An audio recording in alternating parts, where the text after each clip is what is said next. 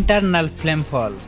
জল আর আগুন একসঙ্গে থাকার কথা শুনলে অবিশ্বাস্য লাগে, তাই না? অথচ নিউ ইয়র্কের এক ঝর্ণায় এই দুই বিপরীত শক্তি একসঙ্গে এক আশ্চর্য দৃশ্য তৈরি করেছে, যার নাম ইন্টারনাল ফ্লেম ফলস। এটা শুধু সুন্দর প্রাকৃতিক দৃশ্যই নয়, বরং এমন এক জায়গা যেখানে চোখ আটকে যাবে আর মনে প্রশ্ন জাগবে, এটা আসলেই কিভাবে সম্ভব। এই ঝর্ণার পিছনে একটি ছোট্ট শিখা চিরকাল জ্বলছে। হ্যাঁ, ঠিকই শুনেছেন, জলপ্রপাতের পেছনে জ্বলছে আগুন। কিন্তু আশ্চর্যের ব্যাপার হলো সেখানে নেই কাঠ, নেই কোনো জ্বালানি কিংবা আগুন ধরানোর কোনো কিছু, তবুও আগুন নিভে না।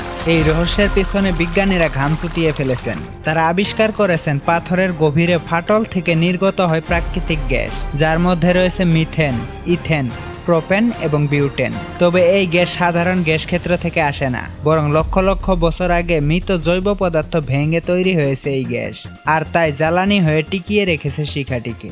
এই জায়গাটিকে ঘিরে আছে নানা কিংবদন্তি, অদ্ভুত অনুভূতি এবং কিছু অস্পষ্ট ঘটনার গল্প।